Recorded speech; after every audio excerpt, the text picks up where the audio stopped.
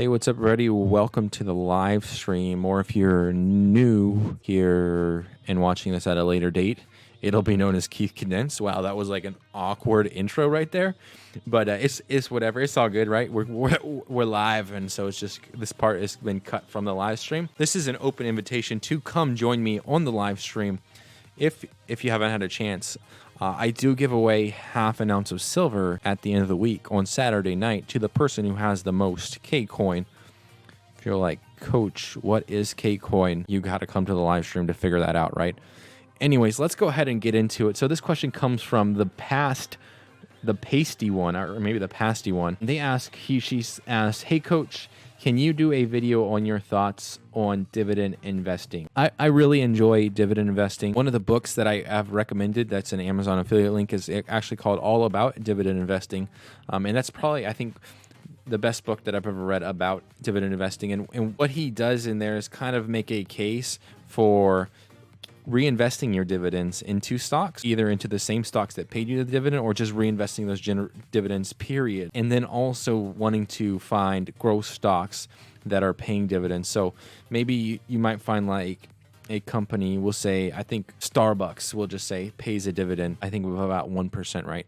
Well, if you got into Starbucks maybe like 8 years ago, 10 years ago, and started reinvesting that 1% that they paid you, plus the growth that you had on that stock, you would have a lot more cash, a lot more asset, a lot more net worth than you would if you only invested, if you bought whatever, say $5,000 right up front 8 years ago, and then took those dividends and pulled them out of the market and went and bought Starbucks drinks with them. That's his case that he builds in the book, is that never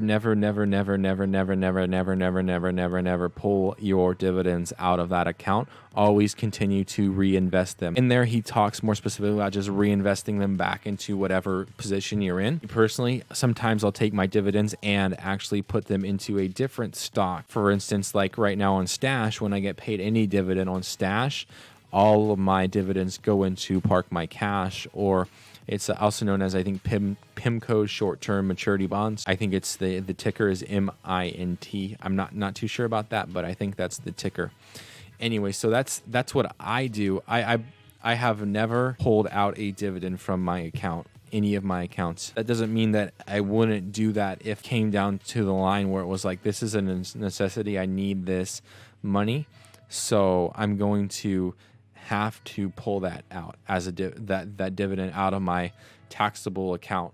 So I think honestly, using those dividends helps compound your account even faster, and that's why for me it's like a no-brainer. Like, it's like, hey, if this stock, even if it was one share, paid me whatever 25 cents, why not just put that back into that stock if I could fractionally invest? And if I couldn't buy that stock fractionally, like maybe I should put it into, find another stock that might be cheaper, so that way I can leverage that money plus some other money into buying that stock. It's just some ideas there. I think honestly, like if a stock is paying like 3%, 4% or something like that, really you only need to capture that dividend with reinvesting it about, I think, like 10 years or something like that. And then you'll have basically paid for your original investment.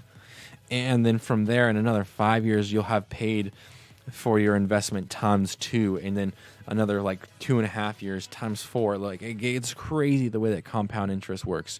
You know what I'm saying? Or compounding growth. So I think that's why I have such a problem with buying gold and silver sometimes, is because they don't pay dividends. And usually the way that I run my account is I try to pick companies, stocks, ETFs that are going to pay dividends. Every now and again, like in my Robinhood account and some on my Stash, I do hedge a little bit with some gold and silver ETFs, but it's not a big portion of my account. I really like the idea of taking those dividends, reinvesting them, and also picking ETFs, stocks, equities that are poised to grow, or that I believe are going to grow in the next 5, 10, 15, 20 years from now. So that's kind of my thoughts on dividend investing. I think me personally, I think it's a great idea. It's one of the ways that one of my strategies that I use on basically every single one of my accounts. I think reinvesting those dividends is a no-brainer when it comes down to it for me. And that's basically sums up what I think about dividend investing. Anyways, guys, it has been real. Feel free to let me know your thoughts down in the comments. Are you one of those people that only look for growth investing, or only look for like dividend investing and only buying dividend stocks, dividend paying stocks? Or are you looking maybe for a combination of both and using those dividends to compound the growth on that account? I would love to know your opinion, what you guys are thinking. Feel free to let me know down in the comments. Anyways, guys, it has been real. Thank you for watching. I really appreciate it. Bye. Super awkward bye.